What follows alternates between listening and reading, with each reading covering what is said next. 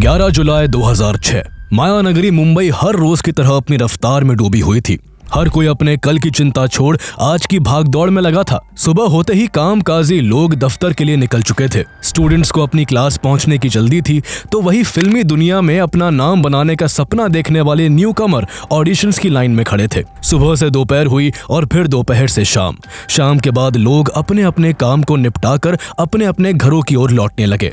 जितनी तेजी से वो सुबह काम के लिए निकले थे, उतनी ही जल्दी में थके हारे लोग घर लौट रहे थे। कोई मिठाई का डिब्बा लेकर अपने बेटे की मुस्कान के बारे में सोच रहा था, कोई नई नौकरी मिलने की खुशी में फूला नहीं समा रहा था, तो कोई काम न मिल पाने के कारण अपने अधूरे ख्वाबों के बोझ तले डूबा हुआ था। अपनी अपनी दुनिया में गुम सभी लोगों के कदम मुंबई की लोकल ट्रेन की तरफ बढ़ रहे थे।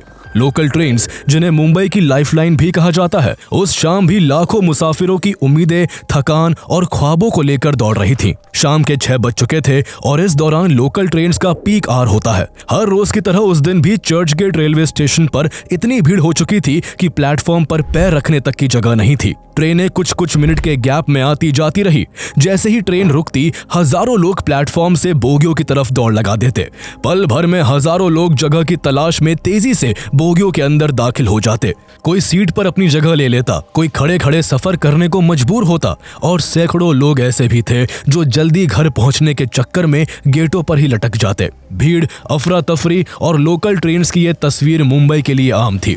लेकिन कुछ मिनटों के गैप पर जब अपने अपने समय से ट्रेन एक लंबा हॉर्न देकर प्लेटफॉर्म को छोड़ने लगी, तब किसी को जरा सा भी अंदाजा नहीं था कि आज ये ट्रेन तेज रफ्तार के साथ मौत की आगोश की तरफ बढ़ रही है। उस शाम 7 लोकल ट्रेन्स में 21 लोग ऐसे भी सवार थे जिनके मंसूबे ठीक नहीं थे। उनके हाथ में ब्लैक कलर का एक बैग था। साधारण से दिखने वाले इस बैग के भीतर मौत की वो खामोश आग छिपी थी जो अगले कुछ ही मिनटों में सैकड़ों लोगों की जिंदगी को राख कर देने वाली थी। इन सच से अनजान लोग ट्रेनों में अपने पूरे दिन की खट्टी मीठी यादों को एक दूसरे से शेयर कर रहे थे। खचाखच भरी होने के बाद भी इन लोकल ट्रेनों में हल्का और खुशनुमा माहौल था। कुछ ही देर में अगले स्टेशनों पर जैसे ही ये ट्रेनें रुकी, हजारों लोगों के साथ वो सभी मौत के सौदागर भी चुपचाप उतर जाते हैं और तेज कदमों के साथ स्टेशन छोड़कर भाग निकलते हैं। ट्रेनें एक बार फिर से अपने अगले स्टेशनों की ओर बढ़ जाती हैं। इन्हीं ट्रेनों में से एक ट्रेन जैसे ही सेंटा क्रूज स्टेशन के पास पहुंचने वाली होती है, तभी 6:24 पर उसमें एक जोरदार धमाका होता है।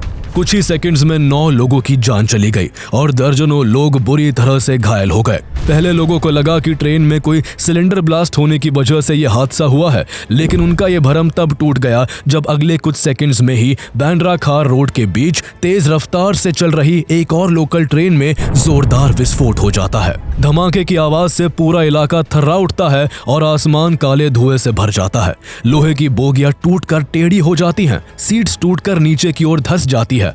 कोई बोगी के अंदर ही अपनी जान गंवा बैठता है, तो कोई तेज रफ्तार ट्रेन से एक झटके में बाहर जमीन पर गिरकर अपनी जान खो देता है। इस धमाके में 22 मासूम लोग अपने घर पहुंचने से पहले ही दर्दनाक मौत की बाहों में समा जाते हैं। सैकड़ों लोग बुरी तरह से घायल हो जाते हैं। किसी का सर फटता है, किसी के शरीर में ट्रेन के टुकड़े धंस जाते हैं, कोई अपना हाथ गंवा देता है, तो कोई भारी चोट लगने से कोमा में चला जाता है। एक झटके में खुशनुमा माहौल दर्द भरी चीख पुकार में बदल जाता है। खून से सनी ट्रेन की बोगियां, उसमें कटी फटी लाशें और उन पर बिखरे हुए वो मिठाई के डिब्बे जिन्हें लोगों ने खुशियां बांटने के लिए खरीदा था। हर तरफ यही मंजर था। भगदड़ थी, दर्द था, लाशें थी और घायल होकर सैकड़ों करहाते लोग थे। लेकिन ये तो बस एक शुरुआत थी। धमाकों का ये सिलसिला यही नहीं रुकता। मुंबई की लाइफलाइन कहलाने वाली लोकल ट्रेनें आज आग का गोला बन चुकी थी। इन 2 धमाकों के केवल 1 मिनट बाद 6:25 पर जैसे ही एक लोकल ट्रेन जोगेश्वरी स्टेशन के प्लेटफॉर्म नंबर 1 पर आकर रुकती है, उसमें दिन का तीसरा धमाका हो जाता है। उसके अगले ही मिनट 6:26 पर चर्च गेट बोरीवली की एक और लोकल जब माहिम जंक्शन के प्लेटफॉर्म नंबर 3 पर आकर रुकी, उसमें दिन का चौथा धमाका होता है। ट्रेन के प्लेटफॉर्म पर होने की वजह से ये दोनों धमाके सबसे ज्यादा खतरनाक थे। धुएं के गुबार में कुछ भी दिखाई नहीं दे रहा था। दोनों जंक्शंस पर भगदड़ मच चुकी थी। ट्रेन की बोगियों के अंदर का मंजर किसी युद्ध के मैदान से कम नहीं था। हर तरफ बस खून, चीखे, टूटे फूटे शरीर और लाशें थी।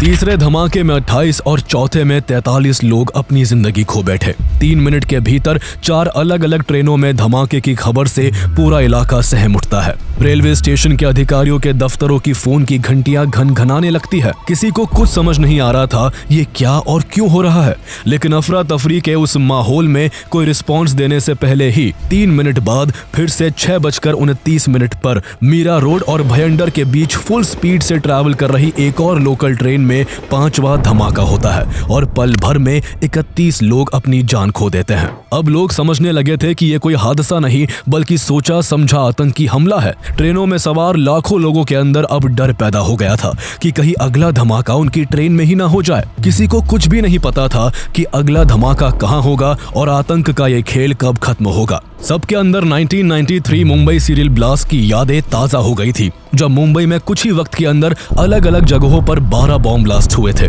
दिन और तारीख भले ही अलग थी, लेकिन खौफ का मंजर आज भी बिल्कुल उसी दिन के जैसा था। ट्रेन में सवार लोगों की सांस अटकी हुई थी, लेकिन इससे पहले कि लोग कुछ और समझ पाते, सिर्फ 1 मिनट बाद 6:30 पर Churchgate Virar local train जो उस वक्त माटुंगा रोड और माहिम जंक्शन के बीच ट्रैवल कर रही थी, उसमें दिन का 6वां धमाका हो जाता है और 28 लोग अपनी जिंदगी से हाथ धो बैठते हैं। अब तक पूरे शहर में हड़कंप मच चुका था। 6 मिनट में 6 धमाकों की दर्दनाक खबर ने पलक झपकते ही टीवी, रेडियो और मोबाइल के जरिए पूरे देश को हिला दिया। मुंबई पुलिस ने तुरंत वेस्टर्न रेलवे के सभी स्टेशनों पर हाई अलर्ट जारी कर दिया। पुलिस को मोबिलाइज किया गया। हजारों पुलिसकर्मी घटना स्थलों की तरफ रवाना हुए, लेकिन दिक्कत ये थी, जैसे ही पुलिस एक धमाके की जगह पहुंचने के लिए निकलती, अगले ही पल किसी दूसरी जगह से धमाके की खबर आ जाती। हर फोन कॉल में मौत की चीखें थी। ट्रेनों के अंदर और बाहर बिखरी हुई लाशें थी और बचे हुए लोगों के चेहरे पर डर, गुस्सा और बेबसी थी। 6वें धमाके के बाद जब 5 मिनट बीत जाते हैं और अगला धमाका नहीं होता, तो लोग थोड़ी राहत की सांस लेते हैं। उन्हें लगता है कि मौत का ये खेल शायद अब खत्म हो गया है, लेकिन अगले ही पल 6:35 पर चर्च गेट विरार लोकल की एक और ट्रेन जो बोरीवली इलाके से गुजर रही थी, उसमें उस दिन का 7वां धमाका होता है और 26 और लोग अपनी जान गंवा बैठते हैं। केवल 11 मिनट के अंदर 7 धमाके हो चुके थे, जिनमें 209 लोग अपनों से हमेशा के लिए बिछड़ गए और 700 से ज्यादा लोग बुरी तरह से घायल हो गए। मुंबई की रफ्तार जो कभी नहीं रुकती थी, आज मौत के खौफ के आगे ठहर गई थी। ये सभी बम धमाके मुंबई की वेस्टर्न रेलवे लाइन पर चलने वाली लोकल ट्रेनों में किए गए थे। आतंकियों ने इन धमाकों के लिए प्रेशर कुकर बॉम्ब्स का इस्तेमाल किया था। इस तरह के बम विस्फोट भारत में इससे पहले कभी नहीं हुए थे। हर बम को 7 लोकल ट्रेन के फर्स्ट क्लास कंपार्टमेंट में रखा गया था। ये बॉम्ब्स लोकल ट्रेनों की भीड़, रफ्तार, लोकेशन और टाइमिंग को देखते हुए टाइमर से फिट किए गए थे। अब धमाकों का सिलसिला तो थम गया था, लेकिन सवाल ये था कि आखिर वो लोग थे कौन जिन्होंने इतने वेल प्लान तरीके से इन 7 ट्रेनों में ये बॉम्ब ब्लास्ट किया था। इन सीरियल ब्लास्ट का मास्टरमाइंड कौन था और आखिर ये घिनौनी साजिश कब, क्यों और कैसे रची गई। 11 July 2006, a date that remains etched in the hearts of every Mumbaiker. A string of powerful blasts rocked India's financial capital, Mumbai. After jumping from the train, what I could see was that there were dead bodies, people were injured, they had lost their hands, legs. More than 200 people were killed and about 700 were injured. Till date, the 2006 Mumbai train bombing remains a devastating episode in Mumbai's entire history. Mumbai train blast की जड़ें साल 2002 के गोधरा कांड और उसके बाद फैले दंगों से जुड़ी हैं। दरअसल 27 फरवरी 2002 को गुजरात के गोधरा स्टेशन के पास साबरमती एक्सप्रेस के कोच नंबर S6 में कुछ एक्सट्रीमिस्ट द्वारा आग लगा दी गई थी। इस कोच में अयोध्या से लौट रहे कार सेवक सवार थे। आग की चपेट में आकर 59 कार सेवकों की जान चली गई। इसके बाद पूरे गुजरात में कम्युनल दंगे भड़क उठे, जिसमें सैकड़ों हिंदू और मुस्लिम मारे गए। दंगे भले ही कुछ दिनों में शांत हो गए थे, लेकिन students Islamic movement of India यानी सिमी जैसा टेररिस्ट ऑर्गेनाइजेशन इसे कभी नहीं भूला।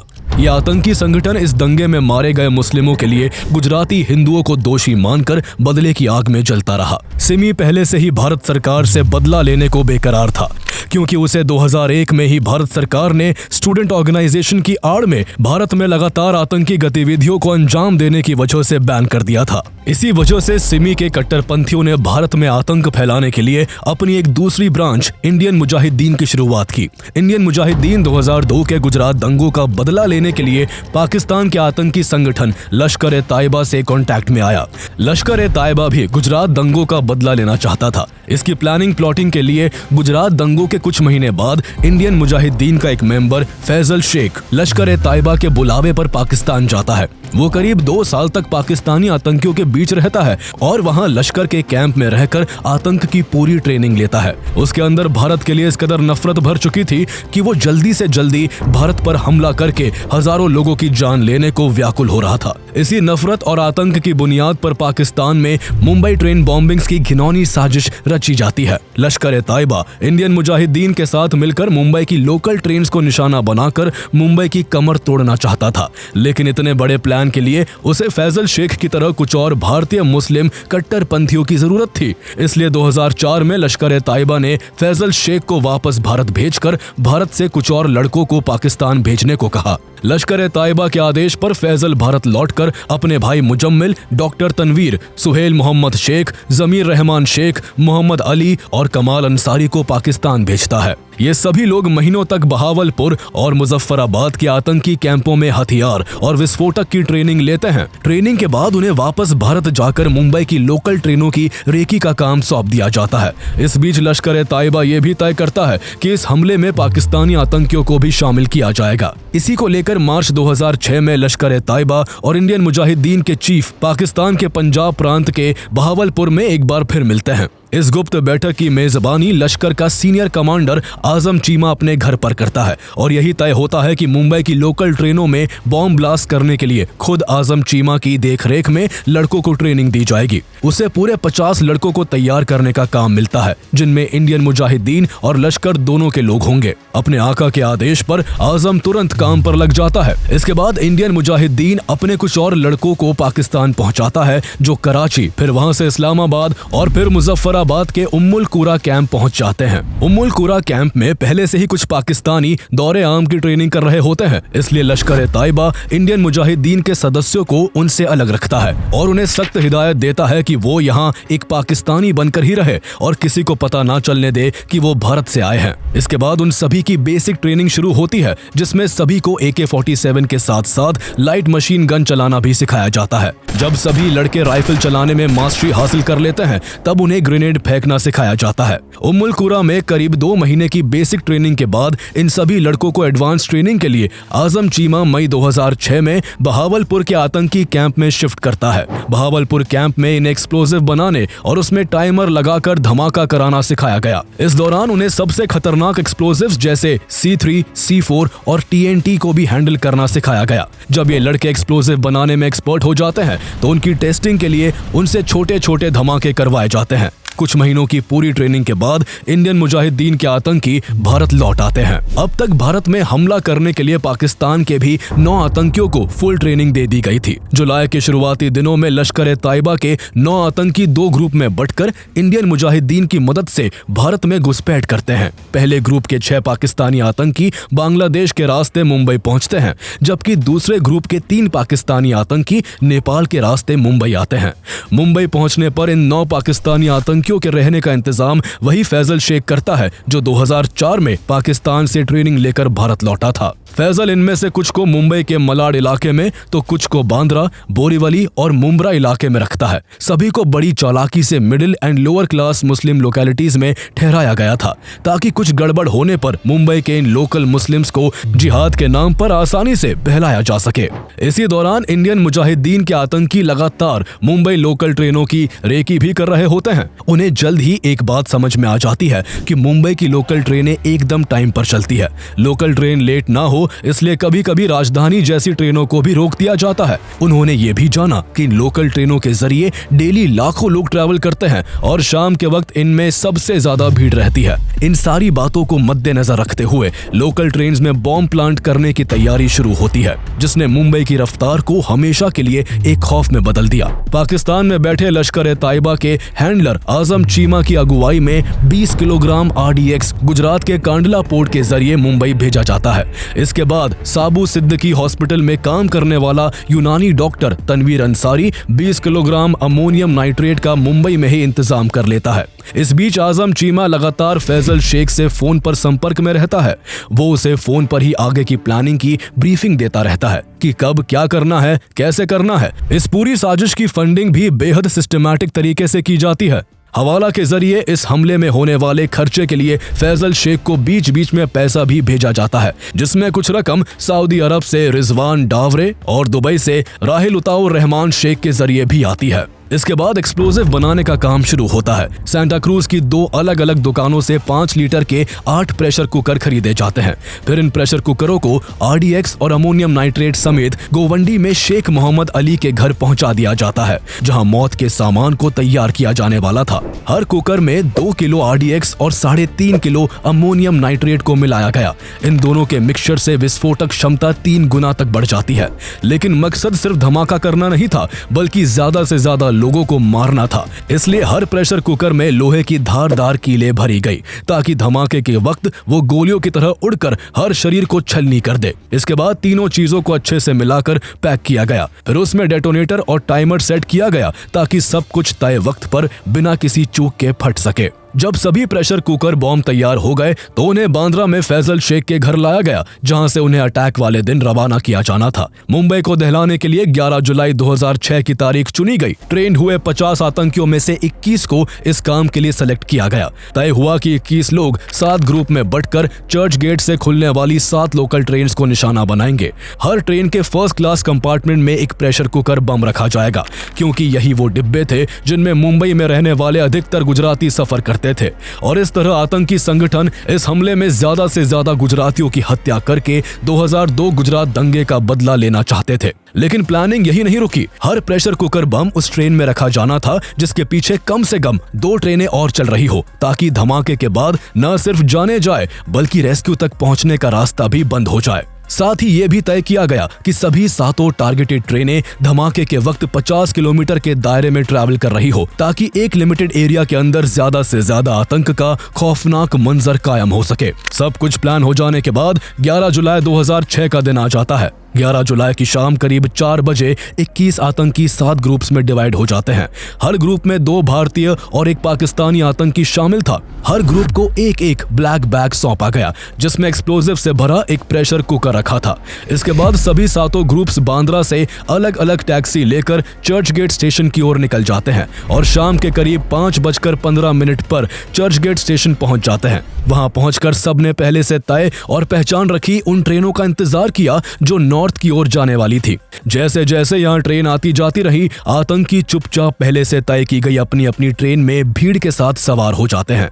ट्रेन में चढ़ते ही प्रेशर कुकर बॉम्ब से भरे बैग को फर्स्ट क्लास के ओवरहेड लगेज रैक पर रख दिया गया, ठीक उसी तरह जैसे कोई आम मुसाफिर अपना बैग रखता है। प्रेशर कुकर में पहले से टाइमर सेट किया गया था, इसलिए ये आतंकी बिना किसी जल्दबाजी के अपनी अपनी ट्रेन के अगले स्टेशनों पर उतरकर भीड़ में ऐसे गायब हो गए जैसे कुछ हुआ ही ना हो। लेकिन भीड़ भाड़ और अफरा तफरी में उन 21 आतंकियों में से एक पाकिस्तानी आतंकी ट्रेन से उतर नहीं पाया और वही उसकी आखिरी सवारी साबित हुई। इसके बाद 6:24 पर 2 अलग अलग ट्रेनों में जोरदार धमाका होता है। स्टेशन, प्लेटफॉर्म और डिब्बों में एक साथ चीख पुकार मच गई। लोग समझ ही नहीं पाए कि हुआ क्या है, लेकिन अगला झटका आने में ज्यादा वक्त नहीं लगा। अगले 10 मिनटों में 5 और धमाके हुए। इस तरह से उस दिन 7 अलग अलग ट्रेनों में केवल 11 मिनट के अंदर पूरे 7 धमाके हुए, जिनमें 209 लोग अपनी जान गंवा बैठे और 700 से भी ज्यादा लोग बुरी तरह जख्मी हो गए। कुछ के हाथ पांव उखड़ गए, कुछ अपनी आंखें खो बैठे और कुछ जिंदगी भर के लिए अपाहिज हो गए। इन बम धमाकों में मारे गए 209 लोगों में एक पाकिस्तानी आतंकी भी था, जो अपने ही रखे बम के साथ ट्रेन में ही रह गया था। मुंबई की 7 लोकल ट्रेनों में हुए इस सिलसिलेवार धमाकों ने पूरी मुंबई को हिलाकर रख दिया था। जैसे ही धमाकों की खबर फैली, मुंबई पुलिस की गाड़ियां घटना स्थलों की ओर दौड़ पड़ी। पूरे शहर में सायरन की आवाजें गूंजने लगी। शुरुआत में लोग और पुलिस दोनों यही मानकर चल रहे थे कि शायद किसी ट्रेन में सिलेंडर फटा है, लेकिन जब कुछ ही मिनटों के अंदर एक के बाद एक 7 धमाके हुए तो 1993 के सीरियल बम ब्लास्ट की यादें ताजा हो गई। 11 मिनट बाद धमाकों का सिलसिला पूरी तरह से थम चुका था, लेकिन लेकिन उसके बाद भी ट्रेनों में सवार लोग सहमे हुए थे। किसी को नहीं पता था अगला धमाका कब और कहां हो सकता है और कौन अपनी जान गंवा बैठेगा। जैसे ही खबर केंद्र सरकार तक पहुंची, महाराष्ट्र और देश के सभी बड़े शहरों को हाई अलर्ट पर रख दिया गया। मुंबई के दोनों एयरपोर्ट्स पर सिक्योरिटी बढ़ा दी गई। वेस्टर्न रेलवे लाइन को पूरे एक दिन के लिए बंद कर दिया गया। तब ये पहली बार था जब मुंबई की इस सबसे बिजी लाइन को पूरे दिन के लिए बंद किया गया था। सरकार ने तुरंत इमरजेंसी हेल्पलाइन नंबर जारी किए ताकि लोग अपने परिजनों की खबर ले सके। घायलों को फौरन इलाज दिलाने के लिए रेस्क्यू टीमें एक्टिवेट की गई। इसी बीच मुंबई पुलिस सभी 7 ब्लास्ट साइट्स पर पहुंचकर हमले की जांच शुरू कर चुकी थी, लेकिन अब तक उनके हाथ कोई सुराग नहीं लगा था। मामले की गंभीरता को देखते हुए हमले के कुछ घंटे बाद ही महाराष्ट्र गवर्नमेंट ने इस केस की जांच की जिम्मेदारी एंटी टेररिज्म स्क्वाड ATS को सौंप दी। ATS चीफ KP रघुवंशी ने फैसला किया कि Mumbai police commissioner AN Roy के साथ कोऑर्डिनेट करके इस हमले की जांच को आगे बढ़ाया जाएगा। उन्होंने 7 टीमें बनाई। हर धमाके वाली जगह के लिए एक डेडिकेटेड टीम थी। इन टीमों को सदाशिव पाटिल, सुनील देशमुख, दिनेश अग्रवाल, भीमराव राठौर, प्रसाद खांडेकर, अरविंद बोडकर और इकबाल शेख जैसे सीनियर ऑफिसर्स लीड कर रहे थे। सभी टीमें अपनी अपनी असाइन लोकेशन पर पहुंच गई और वहां के चप्पे चप्पे को खंगालना शुरू कर दिया। लेकिन इन सब में ATS को भारी दिक्कतों का सामना करना पड़ रहा था, क्योंकि उस समय मॉनसून का समय था और मुंबई में भारी बारिश हो रही थी, जिससे घटनास्थल के आसपास काफी पानी जमा था। इसके बावजूद बॉम्ब डिटेक्शन और डिस्पोजल स्क्वाड की टीम अपने 20 ऑफिसर्स, 50 कांस्टेबल और 5 खोजी कुत्तों की मदद से रात भर जांच करती रही। आखिरकार काफी मेहनत के बाद पहली सफलता जोगेश्वरी ब्लास्ट साइट पर मिली, जहां bomb detection and disposal squad की टीम को एक प्रेशर कुकर का हैंडल मिला। इसके बाद आगे की जांच में पुलिस को धमाकों वाली 7 साइट से ऐसे ही प्रेशर कुकर के हैंडल के एविडेंसेस मिले। इससे पुलिस को पता चल सका कि धमाके प्रेशर कुकर बम से किए गए थे। अब जांच को आगे बढ़ाने की दिशा मिल चुकी थी। पुलिस ने फौरन उन दुकानों का पता लगाना शुरू किया जहां से ये कुकर खरीदे गए थे। जांच में पता चला कि सभी प्रेशर कुकर कंचन कंपनी के थे, जिन्हें सांता क्रूज की 2 अलग-अलग दुकानों से आतंकियों ने हमले से कुछ दिन पहले खरीदा था। इसी दौरान धमाके में इस्तेमाल किए गए विस्फोटकों के अवशेष भी मिले, जिसकी फॉरेंसिक लैब में जांच करवाई गई, जिसमें पता चला कि धमाकों के लिए आतंकियों ने RDX और अमोनियम नाइट्रेट का इस्तेमाल किया था। हमले के 3 दिन बाद पाकिस्तान बेस्ड टेररिस्ट ऑर्गेनाइजेशन लश्कर-ए-कहार ने इन धमाकों की जिम्मेदारी ली और एक स्टेटमेंट जारी करते हुए कहा कि ये धमाके गुजरात और कश्मीर में मारे गए मुसलमानों का बदला लेने के लिए किए गए थे। लश्कर-ए-कहार ने यह भी दावा किया कि ये धमाके एक बड़े प्लान का हिस्सा थे, जिसमें Mumbai international airport, gateway of India, Agra का ताजमहल और दिल्ली का लाल किला भी पॉसिबल टारगेट्स थे। लश्कर-ए-कहार लश्कर-ए-ताइबा का ही एक ग्रुप है। इस हमले की जिम्मेदारी लश्कर-ए-कहार के लेते ही ATS के कान खड़े हो गए। ATS ने फौरन अपनी जांच का दायरा बढ़ाया और RNAW और IB जैसी इंटेलिजेंस एजेंसी की मदद ली। मुंबई के कई इलाकों में छापेमारी की गई। कुछ सस्पिशियस लोगों के फोन इंटरसेप्ट किए गए। कुछ ही दिनों में करीब 400 लोगों को हिरासत में लिया गया। लेकिन अब भी इस हमले के रियल कल्प्रिट्स पुलिस की पहुंच से बाहर थे। इसी बीच IB को अपनी खुफिया जांच में कमाल अंसारी नाम के एक शख्स पर इस हमले में शामिल होने का शक हुआ। इसके बाद उसकी लोकेशन को लगातार ट्रैक किया जाने लगा। 18 जुलाई को कमाल अंसारी ने जैसे ही अपने बहनोई मुमताज चौधरी से फोन से कांटेक्ट किया, पुलिस ने तुरंत उसकी लोकेशन ट्रेस कर ली। उस समय कमाल अंसारी बिहार की मधुबनी जिले के बसुपट्टी इलाके में था। उसे अरेस्ट करने के लिए ATS की एक टीम तुरंत बिहार के लिए रवाना हो गई और कुछ दिनों के बाद कमाल अंसारी को मधुबनी के बसुपट्टी से गिरफ्तार कर लिया गया। उसके बहनोई मुमताज चौधरी को भी नवी मुंबई से अरेस्ट किया गया, पर पुलिस की जांच में वो बेदाग साबित हुआ। लेकिन कमाल अंसारी से पूछताछ करने पर पुलिस का शक उस पर और भी गहरा हो गया। जब पुलिस ने उससे सख्ती से पूछताछ की तो वो थोड़ी ही देर में टूट गया। उसने न सिर्फ हमले में खुद के शामिल होने की बात कबूल की, बल्कि साजिश से जुड़े कई और नाम भी उगले।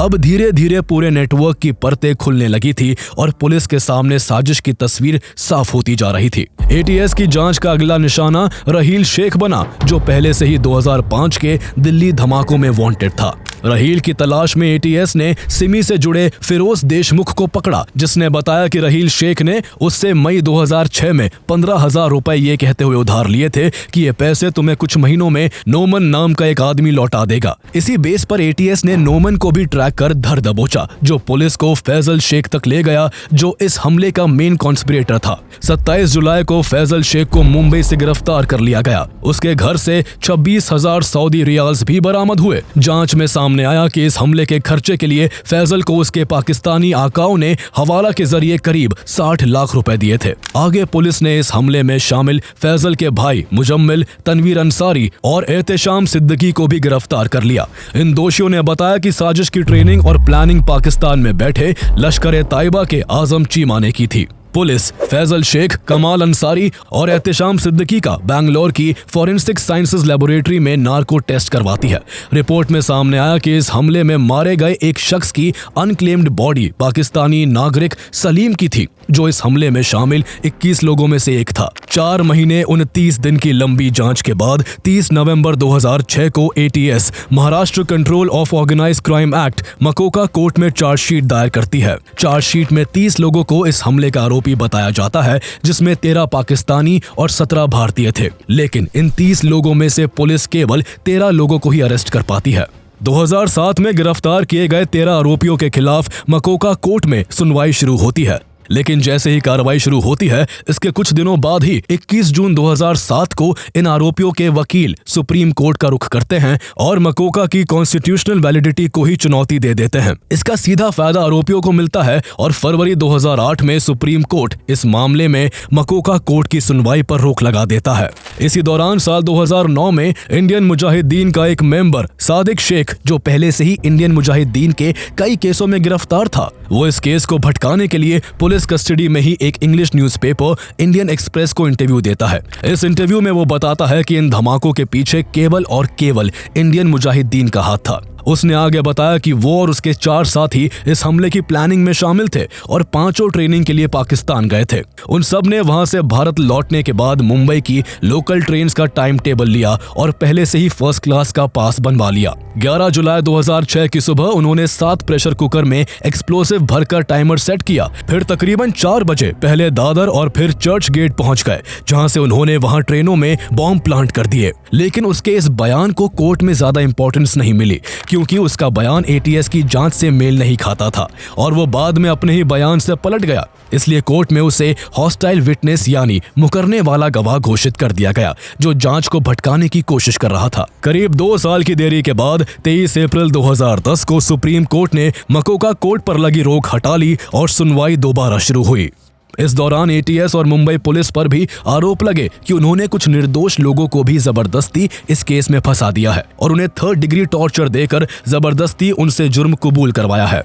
इन आरोपों के कारण कोर्ट ने इस केस में बेहद सतर्कता से सुनवाई की और मामला लंबा खिंच गया। ATS ने इन 13 आरोपियों के खिलाफ कोर्ट में करीब 200 गवाह पेश किए। वही आरोपियों ने भी अपने बचाव में करीब 50 गवाहों को बुलाया। ट्रेन ब्लास्ट के करीब 8 साल बाद अगस्त 2014 में इस केस की सुनवाई पूरी हुई और आखिरकार 11 सितंबर 2015 को मकोका कोर्ट के जज YD शिंदे ने 13 में से 12 आरोपियों को इस मामले में दोषी करार दिया। एक आरोपी अब्दुल वाहिद को सबूतों के अभाव में बरी कर दिया गया। उस पर आरोप था कि उसने पाकिस्तानी आतंकियों को अपने घर में पनाह दी थी, लेकिन ATS इस आरोप को कोर्ट में साबित नहीं कर पाई थी। इसके बाद मकोका कोर्ट ने 30 सितंबर 2015 को 12 दोषियों में से फैजल शेख, आसिफ खान, कमाल अंसारी, एहतेशाम सिद्दीकी और नवीद खान को फांसी की सजा सुनाई। इन 5 को ट्रेन में बम प्लांट करने का दोषी पाया गया। बाकी के 7 दोषियों मोहम्मद साजिद अंसारी, मोहम्मद अली, डॉक्टर तनवीर अंसारी, माजिद शफी,